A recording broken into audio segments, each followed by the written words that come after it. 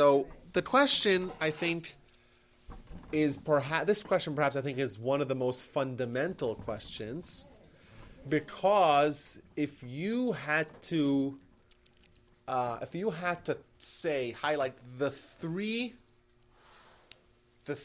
elements of our Jewish philosophy, they would probably be: number one, God; number two, Torah; and number three, Judaism, or Israel, our nation. Those are really, anything will fit into one of those three categories. And if you read Jewish, you read a lot of Jewish books, and there are a lot, and you read, so you open up Maimonides, and Maimonides is outlining someone's ideal schedule, and he says, listen, it's very important, everyone has to work for a living, but it's also important to study Torah. And he says, what's the breakdown? Like, what should be the Torah to work breakdown? He says, well, you work for 3 hours a day. 3 hours a day, and you study Torah for 9 hours a day.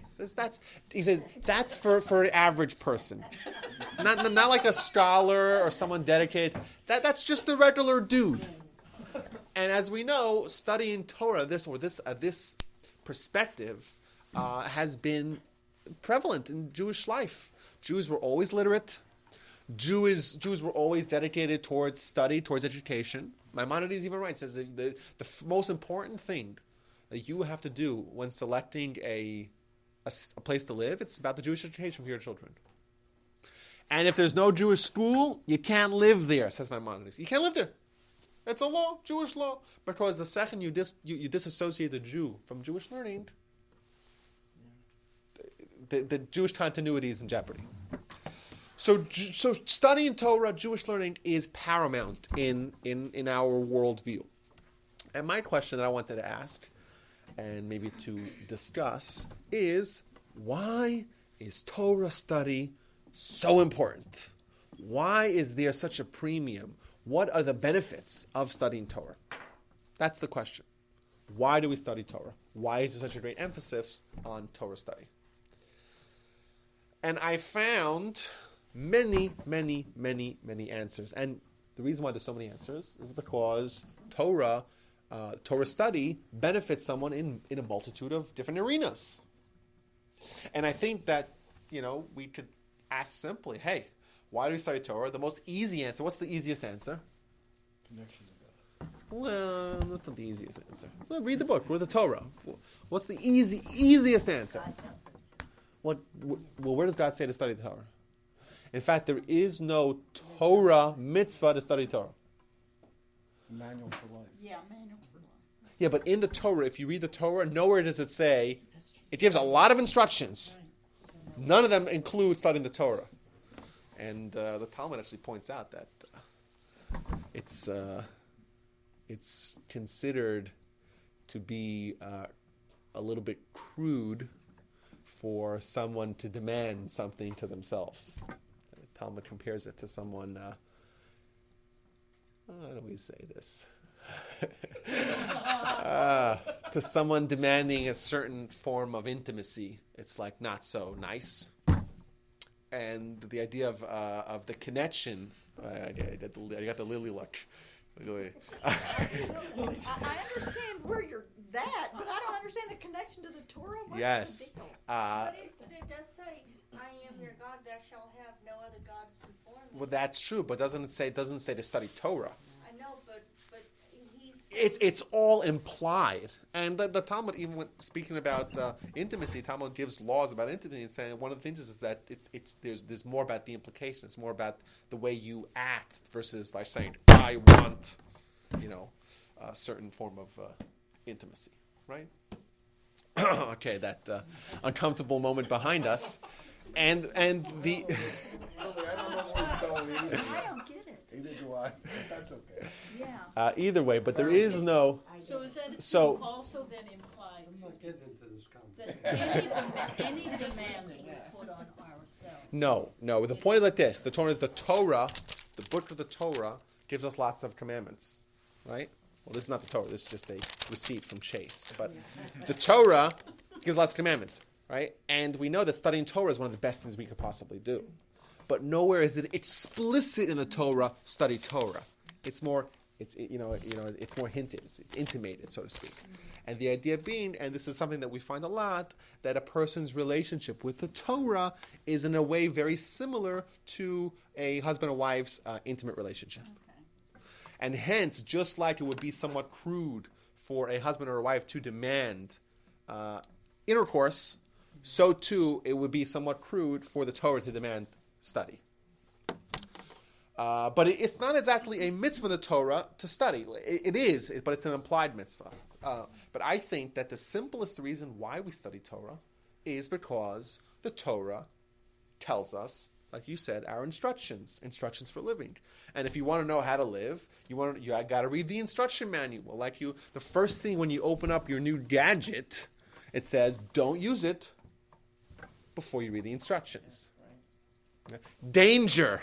You could hurt yourself. Loss of limb and death can result if you use this toaster. That is only for women, not for men. What?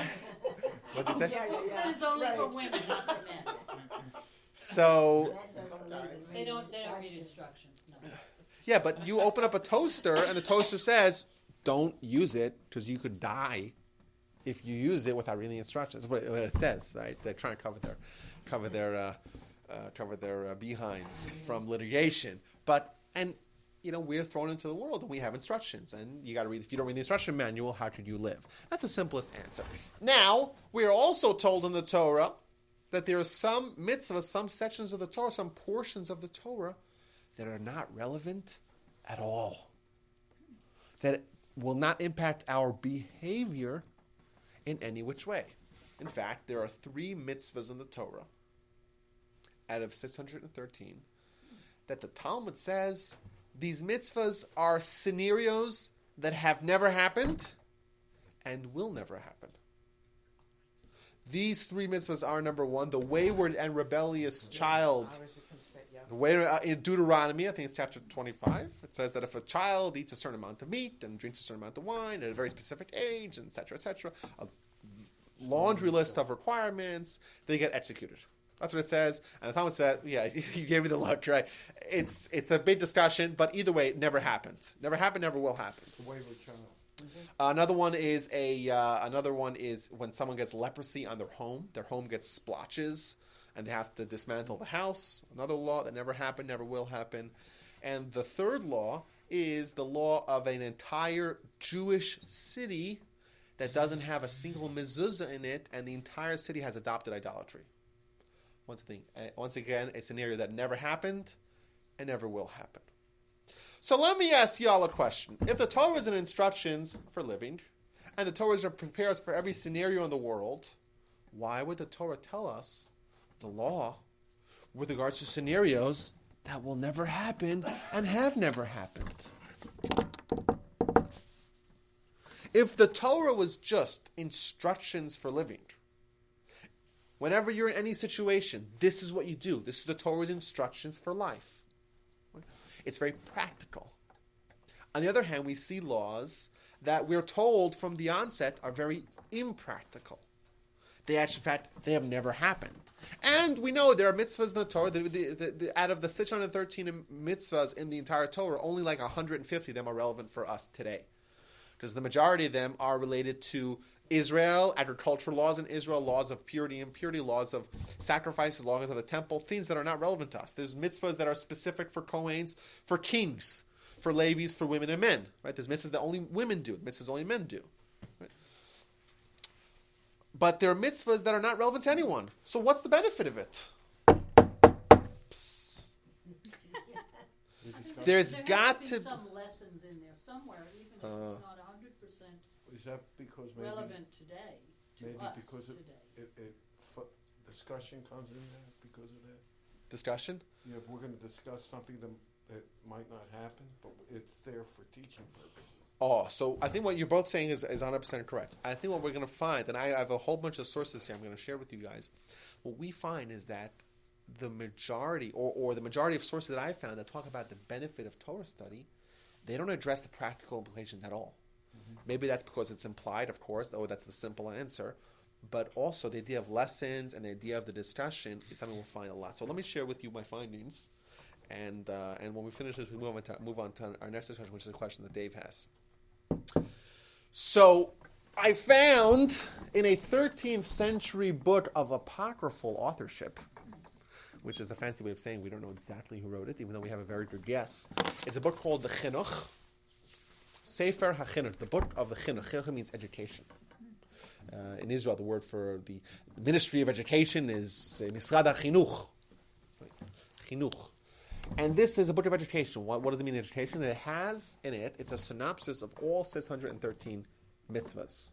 He delineates, organizes them from Genesis, the first mitzvah, thou shalt be fruitful and multiply. The next mitzvah is you should have a bris milah, Abraham, circumcision. The next mitzvah is you shouldn't eat the sciatic nerve.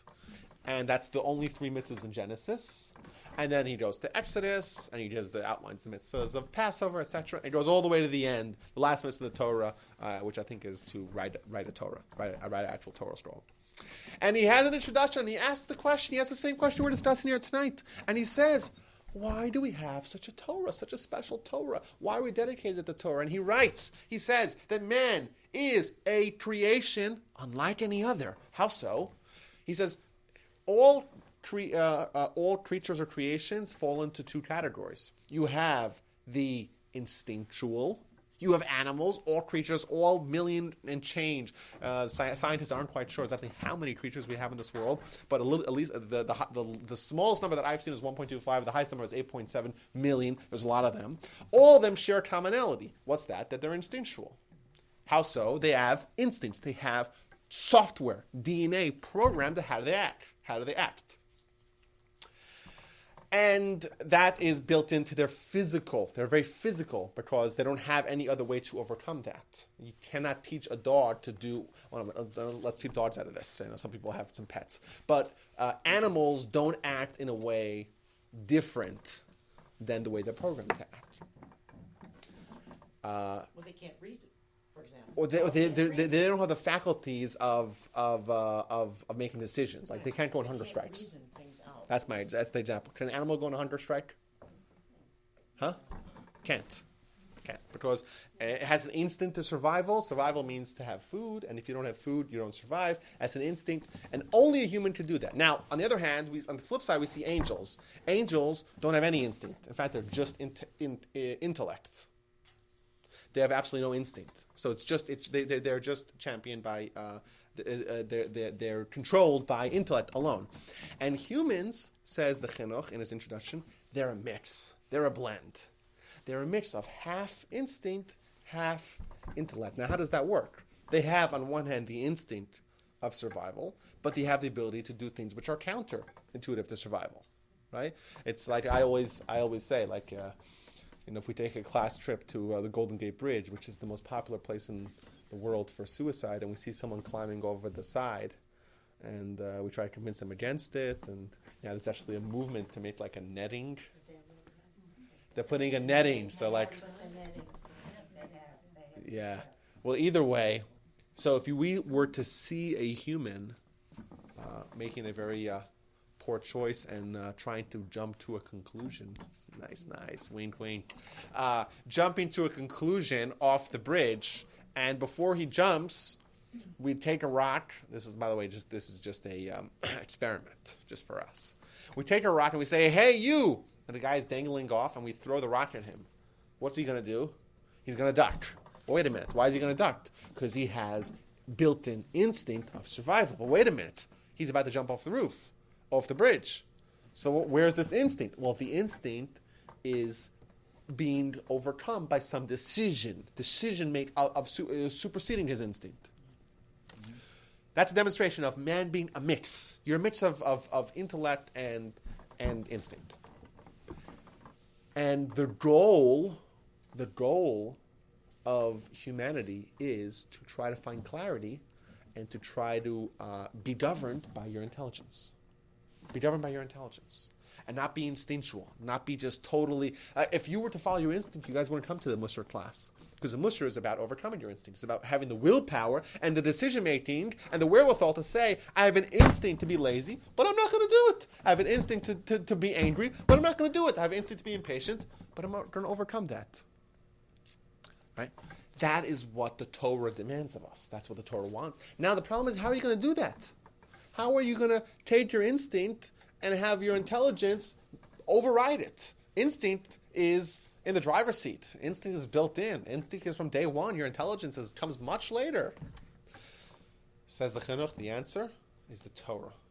The Torah is the greatest pencil sharpener for the brain out there. If you study Torah, you'll realize that as you study, you can go deeper and deeper. There's always layers and layers because it's the will of God. It's a peek into God's brain. And God, by definition, is boundless, is limitless. By Torah, you saying Tanakh? I'm saying Torah.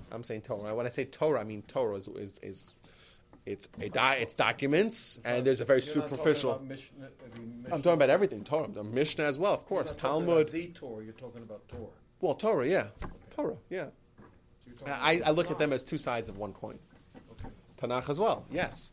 But it's a window into God's. Now, tell me, is God's brain sophisticated? Is it intelligent? Well, think about that. God made cells and humans and the world and photosynthesis and wind and DNA and hearts that pump without batteries and liver. Like, God is pretty intelligent, right? When you're studying Torah, you're opening up a window into, it's like that great or that terrible movie, Being John Malkovich. Anyone remembers that movie? Terrible movie. Terrible. But it's kind of the same thing, where you could kind of like take a peek into God's brain. Right, and that sounds strange, but it's God's will. It's the information that comes straight from God. So, in essence, what you're doing is you're sharpening your intelligence, and the deeper you delve in, the more you have to stress, the more you have to toil to try to understand what the Torah is saying. As the deeper you go, the more your brain and your intelligence gets finer and sharper. Like, I have a theory. This is my theory.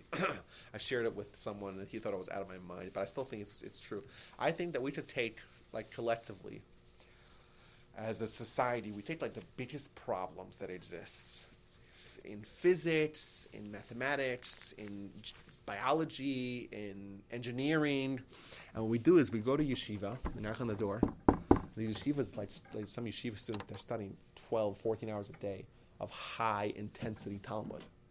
And I know I was in these institutions, and these are guys that like take any issue and they have like these razor sharp intellectual examinations and analysis and like that. Like, you know what it looks like? It looks like an infomercial, one of those things that chop vegetables. It's like that for issues. Yeah, it's amazing. It's processing information and organizing because they were trained by the Torah. The Torah makes them into these incredible, dynamic, intellectual superstars.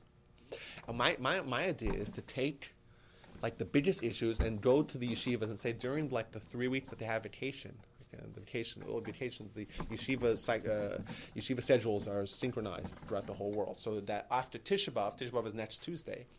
After Tisha B'Av, everyone's off for 3 weeks. So during those 3 weeks, we give the yeshiva students the problems, let them analyze it for 12 hours a day, and before we'll have everything solved. Health, cancer, AIDS, whatever you want, everything solved. Because these are titans of intellect, huh? Sorry, except for Israel and the mosque. And anti-Semitism. Well, no, there's some, okay, but some problems are unsolvable because you're dealing with another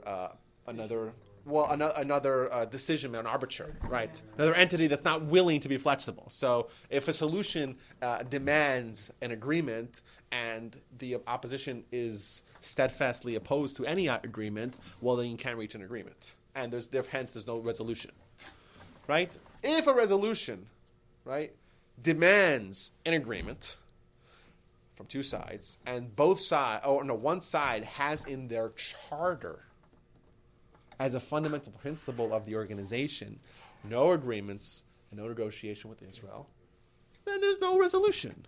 But let's take the things that could be solved. That's my idea. And you know why? Because these are people whose minds was crafted and honed to be razor sharp by the Torah. And to these people, like the mix of their instinct versus their intellect, it's very clear. Like their intellect is so dominant. It's so dominant. And their decisions are so crystal clear.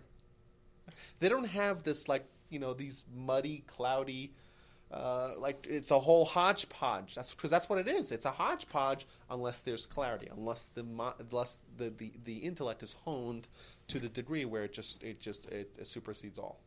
Now there's Technion. Are they getting there? So this is the question. Your question like this. They're researchers from yeshiva? Because no. it's kind of reflecting what you're saying. No, that's the thing. They don't. Well, some of them are. Not to say one way or the other. Some of them are. But I think my point is it's an untapped resource. It's a tremendously untapped. Now, some of them, listen, if they don't know how to program, they can program, right? But reasoning and analysis is something which they and debate. And if you walk in, if you've never been to a yeshiva and you walk into one of the big yeshivas, let's say in Israel, you'll never see anything in your life like that. Never seen anything like it. Think of a room the size of which room? I'm trying to think of a room that's a comparable size. Think of a massive auditorium or gym, and just every 3 feet there's benches that fit 6 people. Who even uses benches anymore? No one, right? Benches that 6 people and two and two.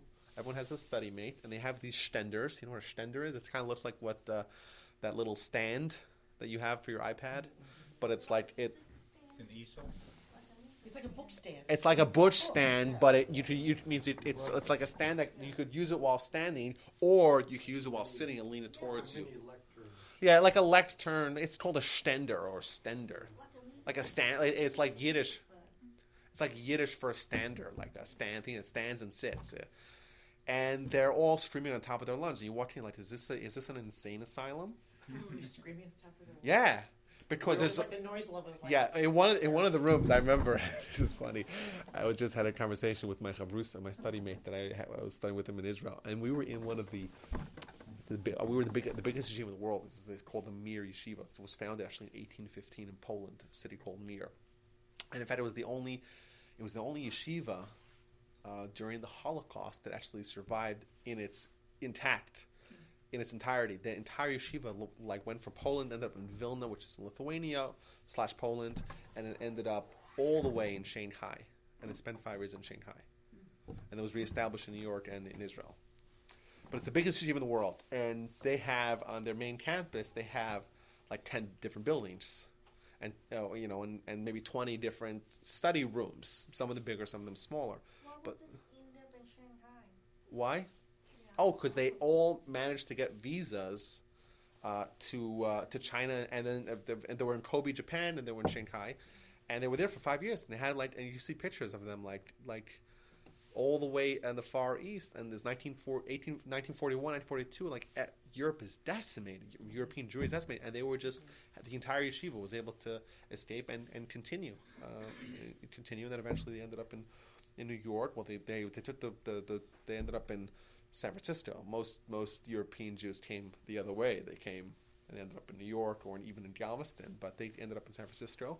And then they took the train to New York, and they established yeshivas in New York. There's still a Mir Yeshiva in New York, but there's a massive Mir Yeshiva in Israel. So we were in this one room. It was very long, and it wasn't built, I don't think, to be a yeshiva, because the acoustics were so bad. It was like a low ceiling, very long cylinder, and I remember sitting, and imagine someone sitting in this chair like this, right? And you can't hear him unless he's screaming. Really, but that kind of you get sweaty after 4 hours of sitting there, and just screaming. Yeah. Are they all studying the same topic, or are they on different? Well, typically what they would do is that the yeshiva itself was studying one Talmud,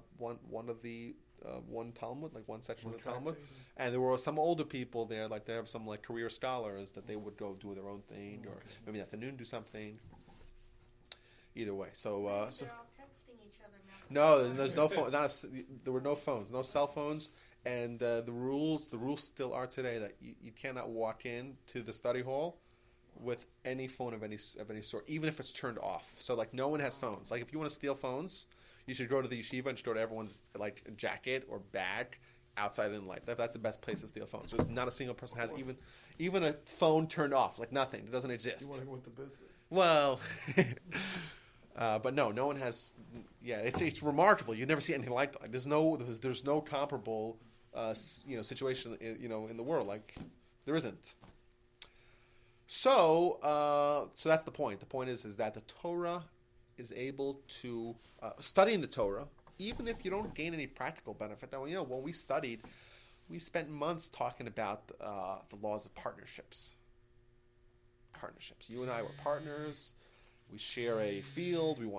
I want to sell, or you don't want to sell, or let's say we decided to split our partnership. We built the fence halfway, and then the fence fell down, and different stone. I'm thinking I was 17 years old. I don't know anything. I didn't have any money. I don't know partnership. It wasn't practical, relevant to me as an individual, but we still spent months studying it. And even though it is practical, but it wasn't practical for us as individuals.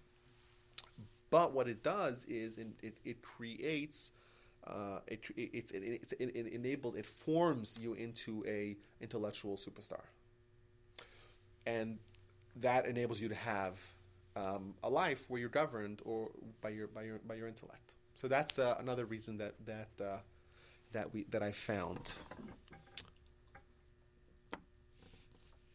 Next thing. This is somewhat in a similar vein, but it's a more specific area. We are told, not that we need to be told, we are told in the Talmud that we all have something called a Yetzer Hara or Yetzer Ra, which is loosely translated as the evil or the bad inclination. But if you actually look in the Midrash, this is just a secret, I don't want this to leave the room. If you look at the Midrash, and the Midrash says, Vayaro Elokim es kol asher asa v'hine tov me'od. All the way at the beginning of Genesis, it says, and the Almighty saw everything that He created, everything that He did, and it was exceedingly good. So it doesn't say it was good, it says it was exceedingly good. It's like, tov me'od, very good. Right? And the Midrash wonders, what is this thing that it's good, but it's really good?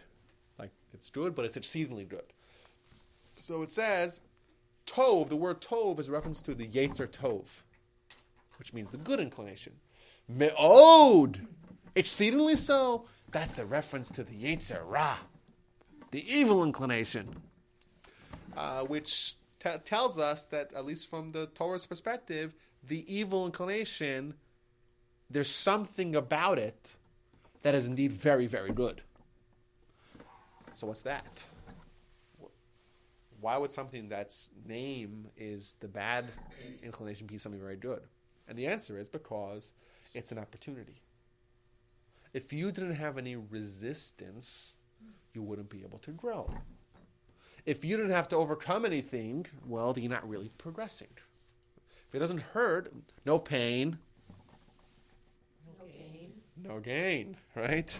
No pain, no gain. And therefore, there's something about this Yetzer Hara that if we are able to harness our efforts and to overcome it, well, then we can reach heights that we never would have reached otherwise. Now, how do we go about overcoming this Yetzer Hara?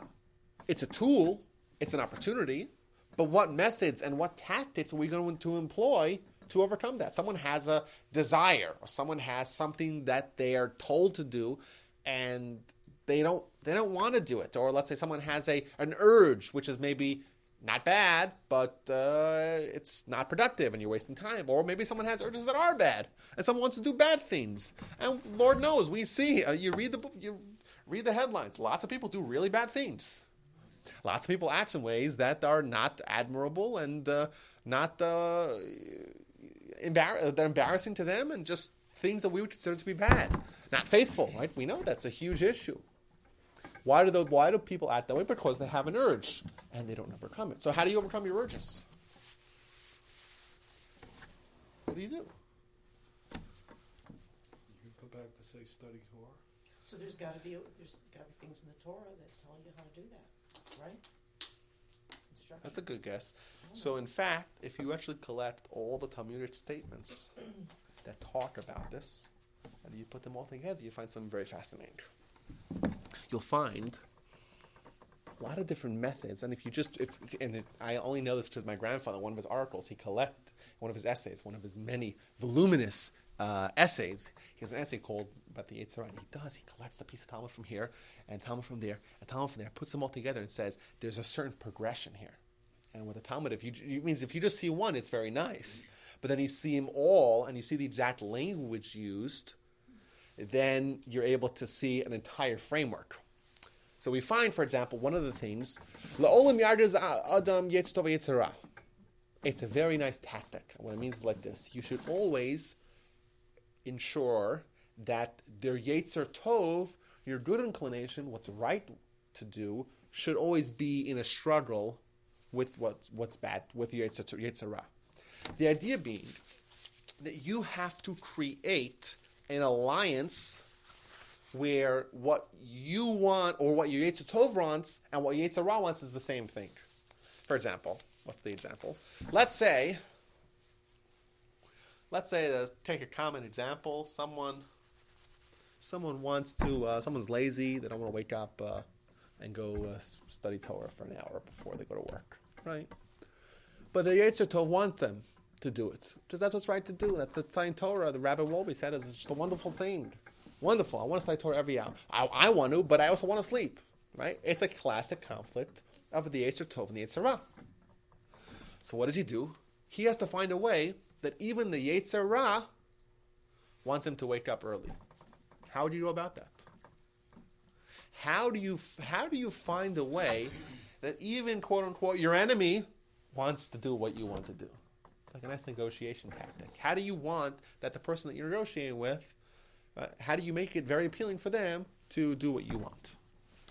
So, if you were to say, listen, if I don't wake up for the next week to study Torah for an hour before going to work, and I sleep in, for every day, I give $100 to charity. What you're in effect doing is a very strong tactic. What you're doing is that you just created a certain urge of the yetzer hara, of the evil inclination, to make sure you wake up. So then you have a convergence of your yetzer hara and your yetzer tov. They're both convincing you to wake up. And voila, you probably wake up because you don't want to lose that $100. Well, wait a minute. That $100 you give to charity is a good thing. So, well, it's a good thing, but some people, the yetzer hara doesn't want them to give so much money to charity. It'll work. Trust me, it'll work. Try it. Make sure you put Torch as your charity of choice. So that's one example. There's other examples of how you're supposed to engage and struggle. But the best example is, or the highest level is where you reduce conflict. It means I could tell you, listen, you have a certain negative instinct. You could channel it. There's always a way of channeling it, right? You say, listen, I'm really angry. So anger is a bad thing. You know what I'm going to do? I'm going to channel it. I'll be angry at the Hamas people. I'll be angry at bad people. It's like a nice way of taking this conflict and directing it and channeling it in a direction where it doesn't hurt you. But an even higher level is where you actually eliminate it. So what the Talmud says, and it's a very famous statement. It says, Barasi Yetzer Hara, Barasi Torah Tavlan. Which means, I created, it's like the Almighty speaking, I created a Yetzer Hara, I created an evil inclination, I created the Torah as Tavlin. The word Tavlin can mean either as a medicine, as an antidote, but it also means as a spice. The word for Tavlin means spices. And the idea being, the Torah is going to be the simple way of saying is that Torah is the antidote. Just studying Torah is going to reduce the Yetzer Hara. And I'll explain how that works for those that are dubious of what I'm saying. Merely studying Torah is going to be an antidote, or it's going to be a spice. What's the difference? What does spice do? How does spice work? What spice? It gives it a flavor. It takes something which may be a little bit sour and makes it delicious. It doesn't eliminate it, but it makes it good. Now, how does that work? Rabbi, you're telling me that studying Torah is going to eliminate my Yetzer Hara, my evil inclination. So I want to point out that this is one potential way of seeing it, but Maimonides, in the part of the laws, the sexual laws that he talks about, at the end, all the way at the end, he gives a little advice. He says, Ein machshavas arayis ela b'lio panim l'chachma, which, as we all know, simple Hebrew, means there's no thought, there's no illicit thought, there's no, I'm not sure the right word, there's no, maybe a lewd thought, only in a heart devoid of wisdom. That they mean if someone's engaged in wisdom, if someone's mind is occupied with wisdom, then they're going to be prevented from indecent thoughts. So I think this is possibly one way to understand this particular idea of Torah. If someone has the Torah, then it's going to prevent them from the Yetzer Hara. And I want to add another thing. This is, as you guys all know, or if you hear a lot of my classes, you know I have I refrain from bringing like in Kabbalah or mysticism. I don't do mysticism. Why? Because I'm ignorant in it. I don't like talking about things that I'm ignorant in. And I have a certain sensitivity towards the dumbing down, so to speak, of the Torah's hidden secrets. Like, I don't think it's proper, to just go on the television and start talking about things that probably the presenter knows nothing about, but also things that are very delicate. And there's the risk of confusing deep insights for nice little tidbits that you could put on Facebook, So I don't talk a lot about Kabbalah or mysticism, but what I will talk about is the one Zohar that my grandfather brings in one of his books. So if my grandfather brings it, I kind of feel like he presented it to us in a way that we can understand it. And he says, the Zohar says something very interesting. If not for Yitzra de Arayas, if not for the desire for illicit sexuality, there would be no chedvasa deshmaitza. People wouldn't be able to learn with the same excitement. What it's really saying is that man, primarily man, has a certain passion, which is a fact, which is a reality. It could be manifested in multiple ways. There's a certain excitement. If you walk into this yeshiva, you'll see that people are arguing with such passion. Where's this passion from? Like, who has this kind of passion for learning? Well, it's really the same. It's the same thing as sexual passion. It's the same thing, says the Zohar. It's the same exact thing, but it's channeled towards Torah. It's channeled towards Torah. And if you didn't have this particular drive, well, then you wouldn't have that same capacity for wonderful, passionate Torah study. So I think I think that this is kind of a continuation we brought down from Maimonides, that studying Torah, and when we're talking about studying Torah, we're talking about delving in seriously, is going to prevent man from sin. And this idea we find elsewhere. We find it in the Pirkei Avot, in the chapters of the fathers. It says, Yafet Torah im derech eretz, she'yediah shnei mishtachas. I'm sorry, I'm speaking so much in Hebrew. Anyone here speaks any Hebrew? A little bit? Bissel? That's Yiddish. And then I can teach it. Anyone here speaks Yiddish? Like, well? Bill. So I could probably give a class in Yiddish and you won't even laugh at my mistakes. He might. Huh? He might. He might laugh? Okay, well, so I'll stick to English. It's kind of hard to master one language, right? My grandfather spoke like 8 languages fluently and wrote in all languages. Pretty impressive. His father was like in 14 languages, even though my grandfather was way smarter than his dad. So it says in the chapters of the fathers, Yafet Torah im derech eretz. It's really nice. It's a really nice marriage of Torah with hard work, with having a profession. Because toiling in both of them will make one forget from sin. This is not quite the same idea, but it's a little bit of a variant. Beforehand, we were talking about channeling it. It's like the spice. It's the same thing directed elsewhere. Here we're talking about forgetting. We want people to... Boredom is always a segue to sin. Boredom is a segue to sin. When someone is busy, they have a lot of things going. They have their professional life. They also have their spiritual life. They have a packed schedule. Then there's no time. You forget about sin. Forget about sin.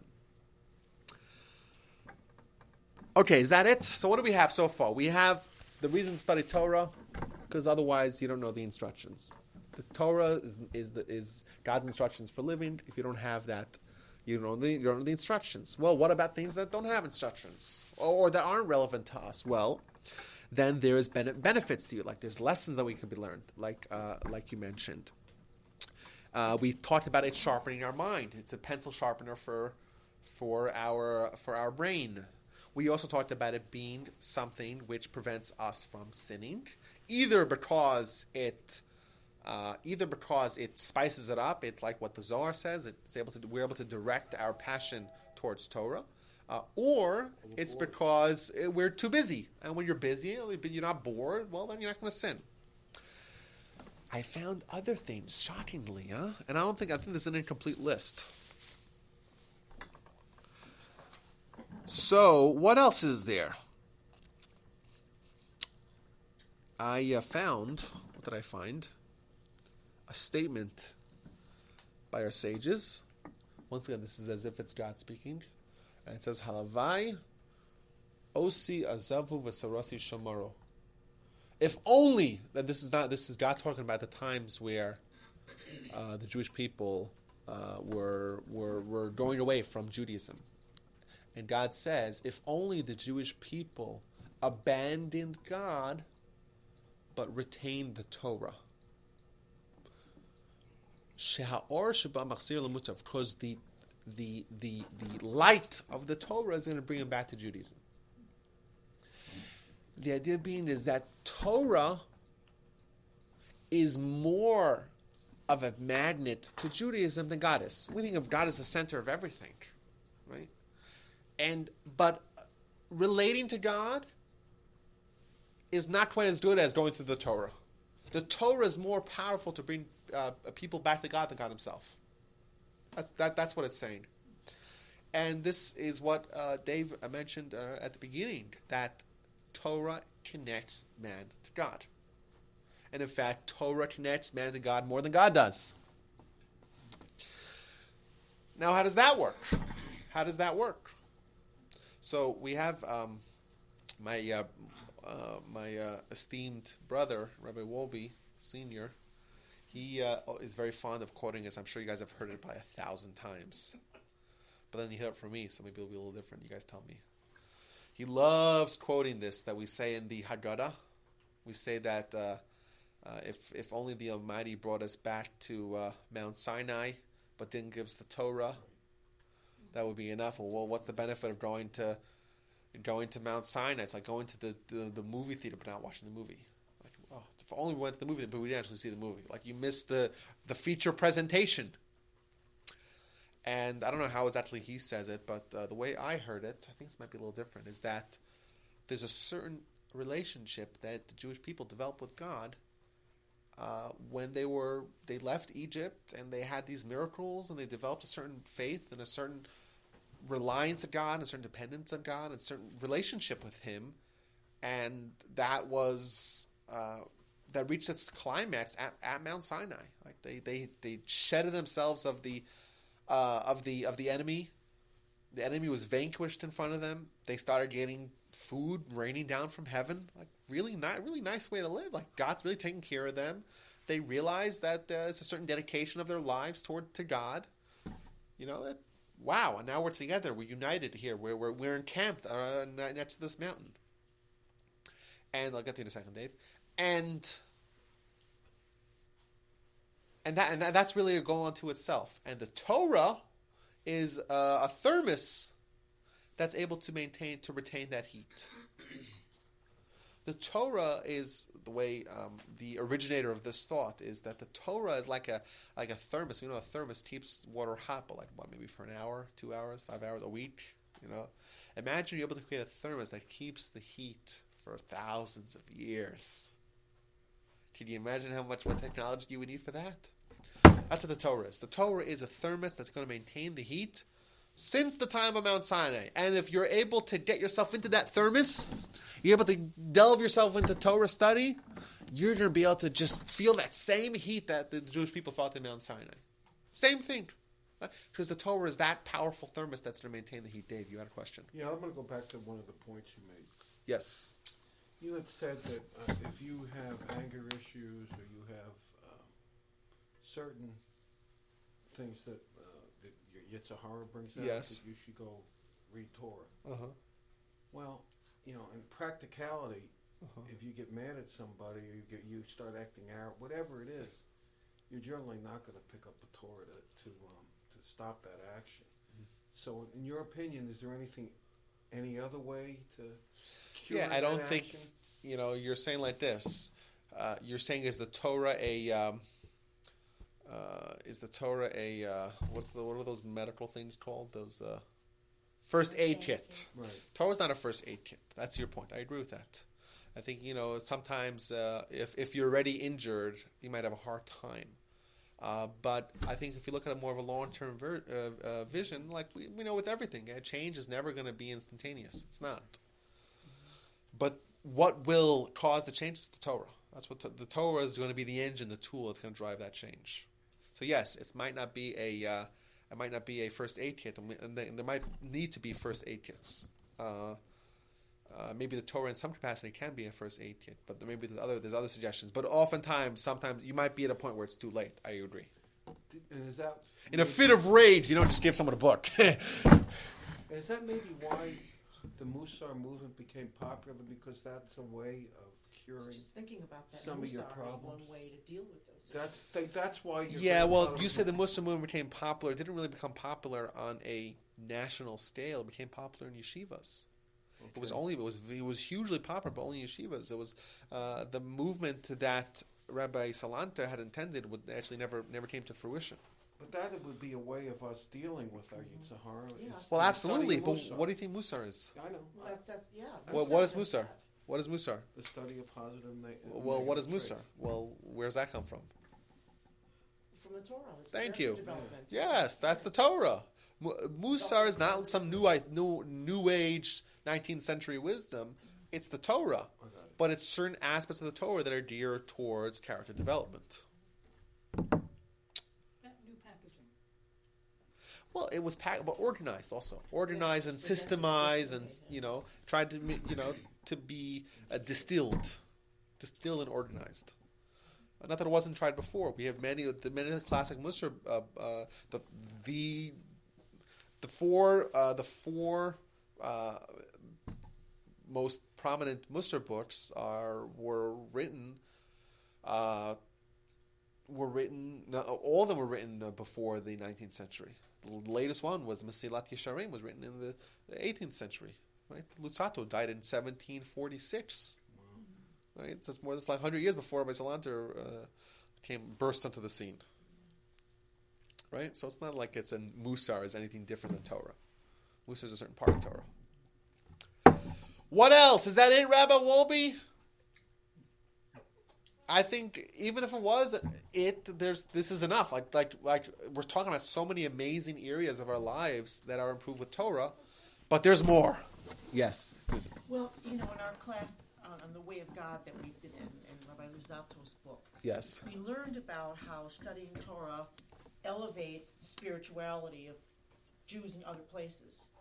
Do you know, I mean, am I saying this the right way? Yeah. You know what I'm trying to say, and What that say it better than I'm saying it, but that it has more of has an It has impact, an not impact. just on the individual. like the reason why, you know, what the guys in the yeshiva are doing, like when they I just saw it on Facebook, you know, in Israel they said they're not allowed to have their vacations right now. They have to Yeah, I know. When study in 2000 because in 2006, when I was in the Mir Yeshiva, I was there from 2005 to 2008, and then I went to different yeshiva. I was back there for another half a year. But during 2006, in the summer, there was the Lebanon War. Remember the Katyusha rockets? And we didn't have vacation. And this we had pretty rigorous schedules, and the vacation was kind of set in stone. But we said, how could you guys go away from the Torah? And you had to go on vacation and go swimming, like when Jewish people are under attack.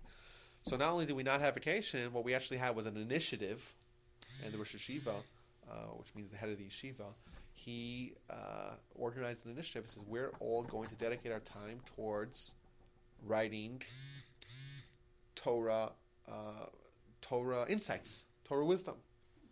And he said, I want everyone in yeshiva, and obviously not everyone participated, but I want everyone in yeshiva to give me 10 or 15 pages of Torah insights. And I wrote as well. I have an amazing piece of scholarship, if I may say so myself,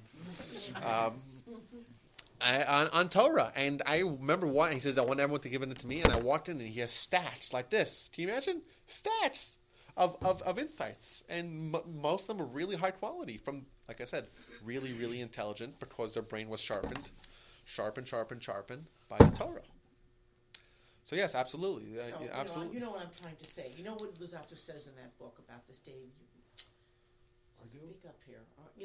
I'm not expressing myself, so you need to do it for me. Well, you're saying that uplifts the whole community. It elevates, a Jew praying over here or studying Torah over here is going to elevate. Yeah, the Jew idea, over here. the overlap, or the interconnectivity of. I'll tell you what there's a very nice Jerusalemite Talmud. When I typically say Talmud, I usually mean the Babylonian Talmud, which was written in. Where was the Babylonian Talmud written? When we were in exile. In Babylon. Hence it's called the Babylonian Talmud. And where was the Jerusalem Talmud written? Israel. Yeah, well, no, that's why it's a trick question. That's written in Tiberias. Because as we know from historically... Sorry. As we know, after the destruction of the first temple... and all the revolts the Jewish people had, they made Jerusalem into a city for Jupiter and Zeus. And that's one of the reasons why they had all those the revolts afterwards. It was the first city that was Judenreich. There was no Jews living there. And they wrote the Jerusalem Talmud in about the year 320 of the Common Era. And they wrote it in Tiberias. But some of them still call it the Jerusalem Talmud. I love to say no one ever knows that. Tiberias, Jerusalem Talmud. That's a good question. I love that question. The difference is like this. First of all, whenever we say Talmud, we typically mean the Babylonian Talmud. Why? Because that's the Talmud that supersedes the Jerusalem Talmud, even though it came 180 years afterwards. And typically, in Jewish texts, the earlier text is going to have supersedence over the later texts. Now, why do we go with the later text, the Babylonian Talmud, versus the earlier text of the Jerusalem Talmud? Especially when you take into account that they're both called Talmud, because the word Talmud has a specific meaning. And they both fulfill a very specific function, which is the elucidation, elaboration of the Mishnah. The Mishnah being laws, the Talmud being the explanation of it, the sources of it, the exceptions of it, right? The practical, right? It's taking the laws and fleshing them out. You might have 5 lines of Mishnah and 5 pages of Talmud to explain the. So why would you go with the later text? And the answer is that the later text is written in a different format. How so? It's written in a different format because if you open up a book of Babylonian Talmud, and I highly advise, they have tremendous English translations, to get yourself any book of Talmud. The best translation of the Talmud was just finished in 1990. no, not 1990, like 2005 or something like that. They finished it, and it's called the Art Scroll Talmud. By far the best translation of it. 73 volumes. Open up any one of them, start any page, and start reading it because they have it on the bottom. They explain it very well, and you'll see that if you, it's think of it as figuratively you taking your ear and sticking it into one of those Mir Yeshivas buildings. And just, like, as you open up, like, there's debates and more proofs and more proofs and more, right? And like it's like as if you stick your ear in there.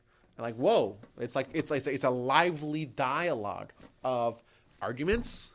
I'll prove it to you from here. No, I'll counterproof. I'll prove it back. I'll bring you a source. What I mean, that doesn't make sense from that reason. How is that compatible with that? Whoa! It's like that's the way it's written. And oftentimes we'll take an opinion and we'll analyze it.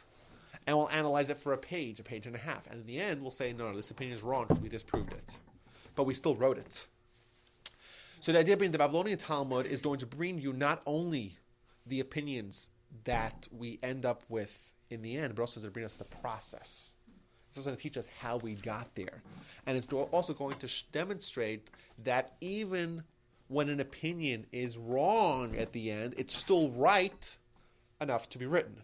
And therefore, there may be a situation where we will employ a opinion that was rejected, but it was rejected for a specific reason. But maybe if that reason doesn't exist, or in a different scenario, we'll actually use that. That's why the Talmud is a tremendous, tremendous piece of scholarship. It was collaboration of thousands of rabbis that were very, very, very, very intelligent over 60 years, and they finally finished it. It's an incredible, incredible book. And in the end, there's one majority decision on every topic, isn't there, basically? There's books and books and books written about how the Talmud actually comes out to what the opinion is. So, for example, you might have Beis Shammai, Beis Hillel, school of Shammai, school of Hillel. Everyone's heard that. I've heard of Hillel and Shammai. We always go with Hillel, always. Not always. Actually, there's 18 exceptions, but there's rules and rules and rules. No, I can't. But there's rules and rules of how we actually go about.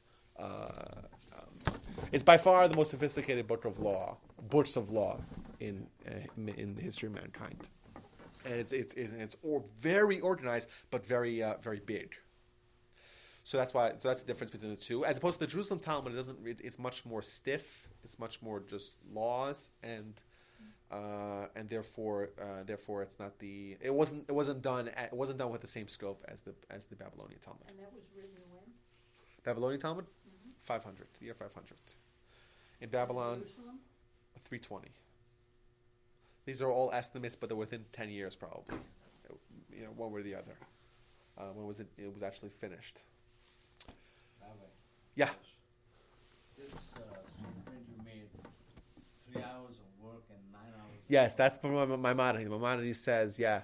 He says, yeah, no, this is not for scholars. He says, no, not for scholars. No, regular dudes.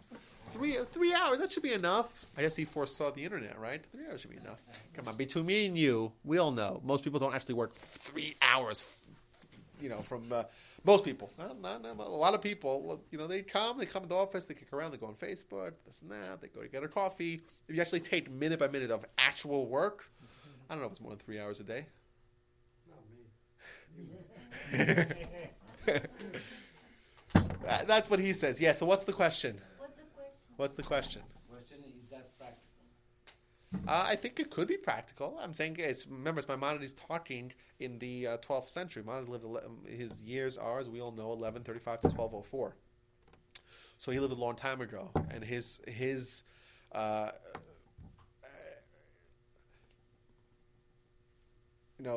Maimonides' literary accomplishments, if you were to take 1% of them, you take all of Maimonides' literary accomplishments and just take 1% of it, it's by far more than most of us could even anticipate thinking of in 20 lifetimes. Maimonides was just he's the man of the millennium, bar none. You know what it says on Maimonides' grave? You know what it says? What would it say on Maimonides' grave? Huh? No, I bet it's something very humble. Think. Did he write it? That should be. He didn't write What to it. say? He was a physician or something because he was a doctor. He was everything. He is the original Renaissance man. Like he was an incredible philosopher. He's books of philosophy studied today in non-Jewish circles, right? He was a physician. He wrote books on physics. We have the Maimonides prayer for physicians. But he was, was a halachist. He was everything, and he wrote so much. The 13 Principles of Faith. That's Maimonides, right? There's Maimonides' introduction to the chapter of the Fathers. Maimonides' introduction to the Talmud. Maimonides' introduction to the book of Maimonides. All 14 books of Maimonides. All commentary on the entire Mishnah. The Guide to the Perplexed. What was I saying? What's on his gravestone? And just to give like an insight of like what did people think about him. Now, not to say he wasn't without controversy. In fact, the Book of Maimonides was actually burned during his lifetime. A lot of people were not happy with him, and in fact, the Rabbeinu Yonah, right, who was a contemporary, even lived a little bit later, he was one. He originally had begun as an opponent, as a fierce opponent of the Rambam, and he didn't actually burn the books of the Rambam, but there was a book burning of Maimonides' books by some Jews, very tragic. And years later, that very same location, the Gentiles took a bunch of Talmuds and burned them in the same location. And Rabbeinu Yonah took that as a lesson that was in the same exact place because it was a punishment for the Jewish people burning Maimonides' books, and he in fact took it upon himself to write the Shari Tshuva, which is one of the four fundamental books of Musar, which is it's called the Gates of Repentance, if you've seen it. He wrote that as a method of repenting for his opposition for Maimonides. But what would it say? What would be the epithet of Maimonides? So on one side it says, we could still go see this. It's in Tiberias in Israel.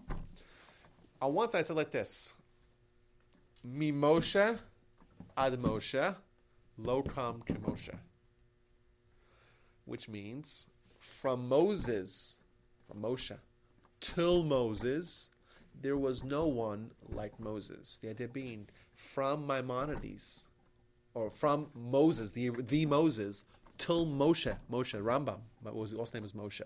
There was nobody like Maimonides.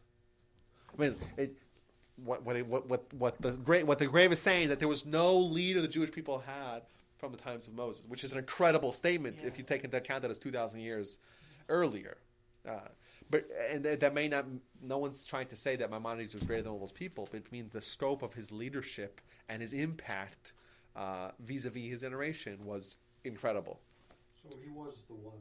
But my real question is, so who do we owe that transcription to? That's a good question. But let me tell you what it says on the other side. Now that makes it even more interesting. On the other side it says, Hamuvchar hamin ha'enoshi. Hamuvchar hamin ha'enoshi. What does that mean? Muvchar means the choicest. Hamin, of the species. Ha'enoshi, of man. He's the best of man. That's what it says. Hamuvchar hamin ha'enoshi. And someone once asked, my great uncle was a big Rosh Hashiva in America. His name was Rabbi Yaakov Kamenetsky. In fact, he was my namesake. So my first name is Yaakov. I was named after my great uncle, who was a wonderful scholar and Rosh Hashiva first in Europe and then in the United States. And someone said to him, why would they write that on Maimonides' grave? Nowhere in the Torah, nowhere in the Talmud, these three words, Hamuvchar hamin ha'anoshi, the choicest of the species of man, is something that you don't find anywhere else in the Torah, in the Talmud, in the Midrash, anywhere. Why would they choose that to write about him? So he said, very interestingly, we know that Maimonides was a very controversial figure in his time. People burned his books. They said he was a heretic. Now, what's the word for heretic in Hebrew? It's called min. Min has dual meanings. The word min has dual meanings. It can either mean a species, a kind, or it can mean a heretic. So he theorized that someone went to Maimonides' grave and wrote Hamin, the heretic, and then someone else came and wrote Hamuvchar Hamin Ha'enoshi, the choicest of the species of man. So yes, we don't know who wrote it, but either way, it gives you some of a window into who we're talking about. My grandfather said that if the Gentiles had someone like Maimonides, they had access to him, they would immediately make him into a god, in a similar way to JC. Immediately, because like they would be too shell shocked. Okay, I actually have one more nice thing I wanted to add, and we never got to Dave's question or my other point.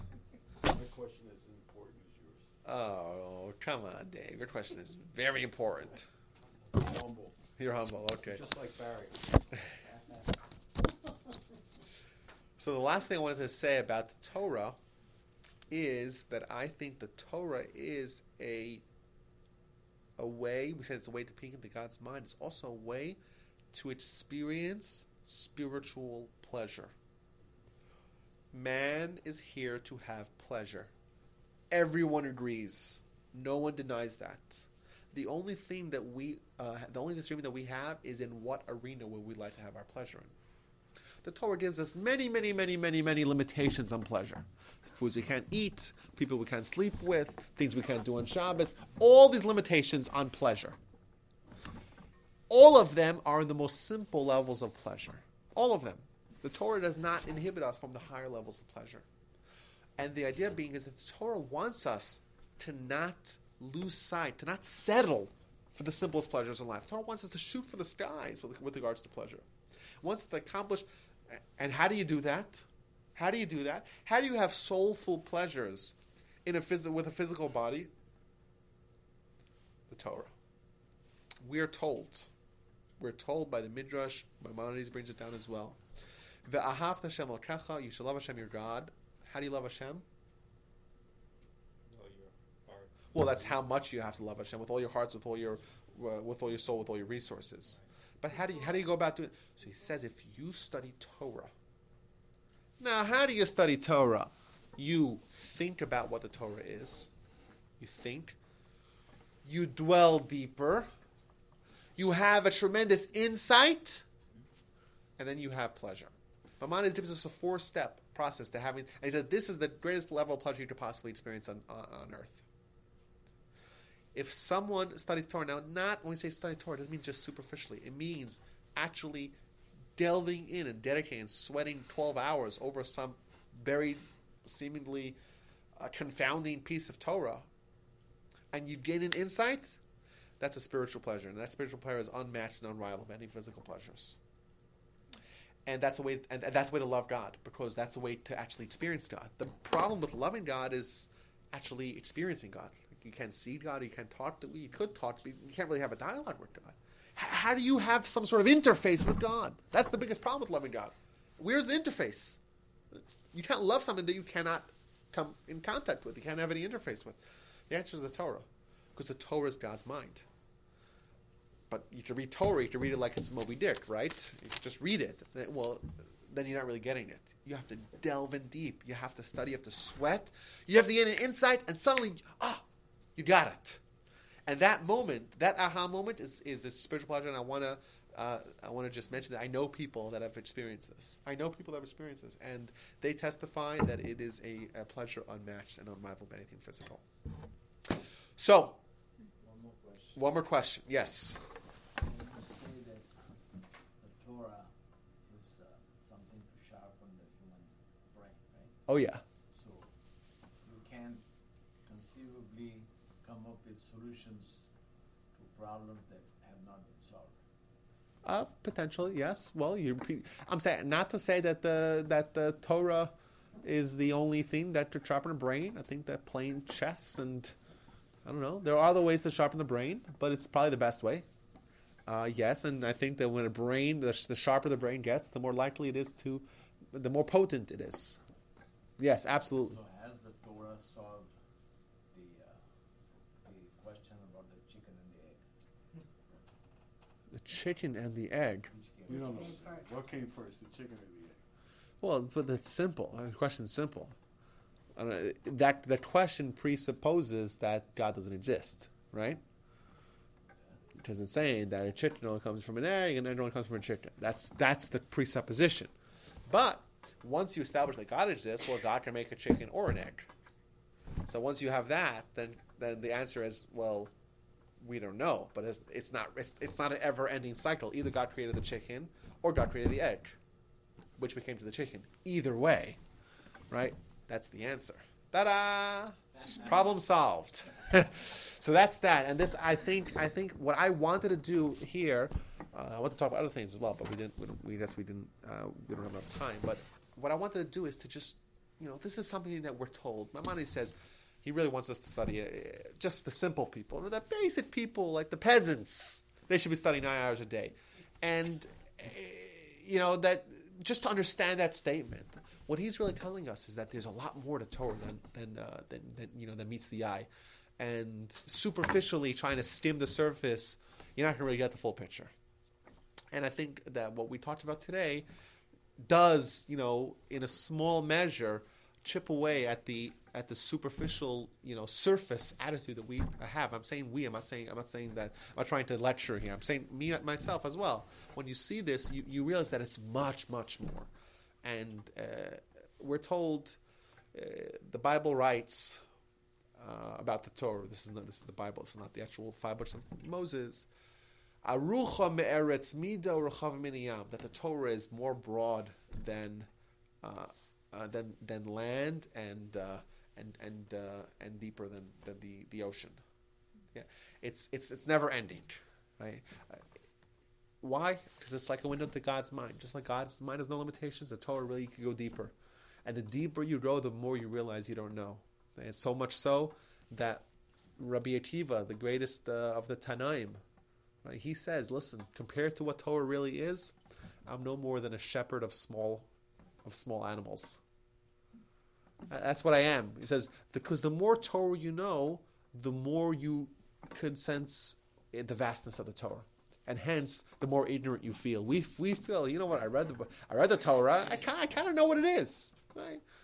And that's a sign of our ignorance because we think we know it. Rabbi Akiva, who knew more Torah than we could ever, in our faintest dreams, even imagine, he said upon himself that my knowledge of the Torah is equal to that of not a shepherd of big animals, of small animals. Like that's how limited I am in my knowledge of the Torah because he knew how vast it is. That's what I wanted to do, to get a little picture of the vastness of the Torah and what it could do for us in our lives, and why we place such a premium on the study of it. So that's that. I wish everyone here, I hope you all enjoyed. Very nice. And I hope that, it presents Torah in a different light. And I hope that we can do something about it and study Torah and try to gain more insight and wisdom. And I would have a wonderful Shabbos. Thank you. Same to you. That's it for a month, right? That's it. We're off to August. Yep. No, Collecting